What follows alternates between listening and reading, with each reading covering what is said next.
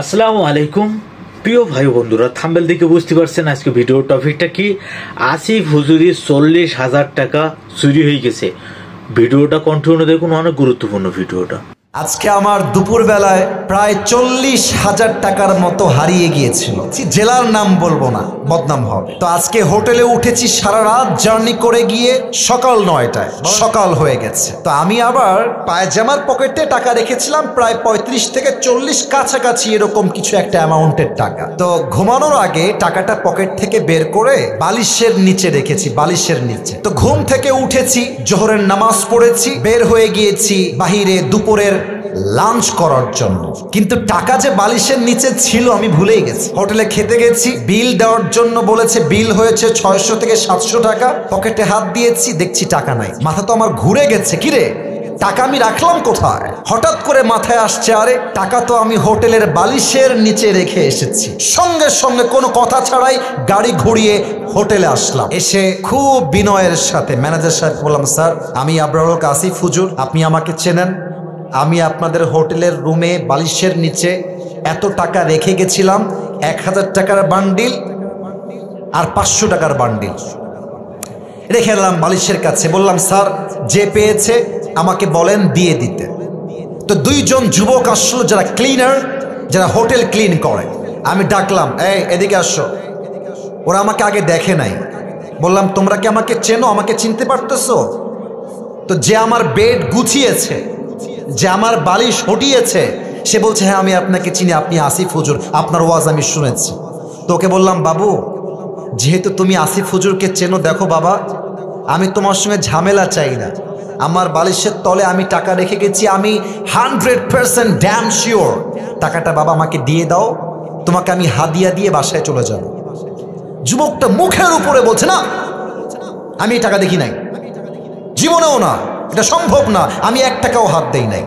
আমি বললাম, please try to understand, একটু বোঝো, আমার বাদ মাগরিব প্রোগ্রাম, আসর আজান হয়ে গেছে, দিয়ে দাও বাবা, কোনো ঝামেলা চাই না, থানা পুলিশ চাই না, দিয়ে দাও। আমি বুঝালাম, আমার ড্রাইভার বুঝালো, পিএস বুঝালো, ম্যানেজার বুঝালো, সে বুঝতে রাজি না। এবার হোটেলে মালিক চলে আসছে, বড়লোক, শিক্ষিত, অনেক বড় ঘরের মানুষ তিনি, এবং তিনি একজন অ্যাডভোকেটকেও নিয়ে আসছে। সিসিটিভি ক্যামেরা ওপেন করা হলো, কে গেছে হুজুরের রুমে আর কে বের হয়েছে। তা আমি চোর ধরতে গিয়ে নিজেই চোর হয়ে গেছি। তারা আমাকে বলতেছে, আপনি যে টাকা রাখছেন তার প্রমাণ কোথায়? আমাকে বলতেছে, বিনয়ের সাথেই বলছে যে, স্যার আপনি যে টাকা রেখেছেন এখানে 40,000 টাকা, তার প্রমাণ কি, আপনি আমাকে বলেন। আমি তো ঝগড়া চাই না, আমি সবসময় সমাধান চাই। তা আমি বললাম, একটু ক্যামেরাটা আগা পিছা করেন, সিসিটিভি ফুটেজটা সব চেক করা হলো। হোটেলের মালিক বললেন, হুজুর টাকাটা হয়তো বা আপনার স্টাফরা নিয়েছে, কারণ তারাও আপনার রুমে প্রবেশ করেছিল। আমি বললাম, দেখেন আমার স্টাফরা, they have been working with me just for 4 years, প্রায় 4 বছর যাবত আমার সঙ্গে তারা আছে, আমার 1 পয়সা তারা হাত দেয়নি আজ অব্দি, ওরা নিতে পারে না, প্লিজ একটু সমাধানে আসেন। না, উনি মানতে রাজি না, উনি বললেন এটা হতে পারে না, আমরা সরি। লাস্টে যখন ফিরে আসবো, টাকার আশাই বাদ দিয়ে দিয়েছি। অ্যাডভোকেট তাকে আবার বলছে, এই ছেলে টাকা নিয়েছো, থাকলে দিয়ে দাও, কোনো মারামারি হবে না, দিয়ে দাও, আসিফ তোমাকে ছেড়ে বাসায় যাবে। ও বলছে, না আমি টাকা নেই নাই। আমিও টাকার আশা বাদ দিলাম, যে থাক ওইটা বাদ, ওটা পাওয়া যাবে না। জাস্ট আসার সময় তাকে বললাম যে, স্যার দেখেন আমি আসিফ হুজুর, আমি কোনো গন্ডগোল চাই না, আপনার হোটেলের বদনাম চাই না, তবে একটা আবদার রাখবো, এই যুবকটা যে রুমে থাকে, চেক হিজ রুম, ও রুমটা চেক করেন। বলছে, ঠিক আছে হুজুর, আপনার লাস্ট আবদার আমরা রাখবো। হোটেল ম্যানেজার, হোটেল মালিক, অ্যাডভোকেট এবং আমার 3 জন স্টাফ ও রুমে গেল। রুমে গিয়ে দেখবেন টয়লেটের উপরে একটা ছোট্ট করে জায়গা থাকে, এই ঢোপ টোপ রাখার জন্য, অনেক জিনিস রাখার জন্য। একজন গিয়ে সোজা ওখানে আঘাত করছে। যখনই খুলেছে দেখছে আমার সব টাকা ওখানে রাখা আছে।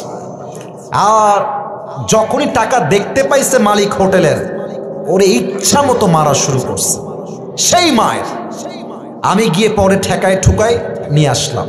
আর ওই যুবকটা পা ধরে এত কান্নাকাটি, আমি বললাম, যুবক তুমি কি করলা এটা? তুমি আমাকে বলতা যে হুজুর আমি টাকাটা পেয়েছি, নেন আপনি, আপনার যা মন চায় আমাকে খুশি হয়ে দিবেন, তাতেই আমি খুশি। আমি তোমাকে দিতাম অনেক টাকা খুশি হয়ে। তুমি কি করলা? এখন তুমি টাকাটাও পাইলে না, তোমার চাকরিও হারায় গেল। শিক্ষা কি পেলেন? শিক্ষা একটা, যদি আপনি জ্ঞানী মানুষ হয়ে থাকেন, আপনি মাথায় রাখবেন যে আমার এই টাকাটা দামি নয়, আমার বিশ্বাসটা দামি।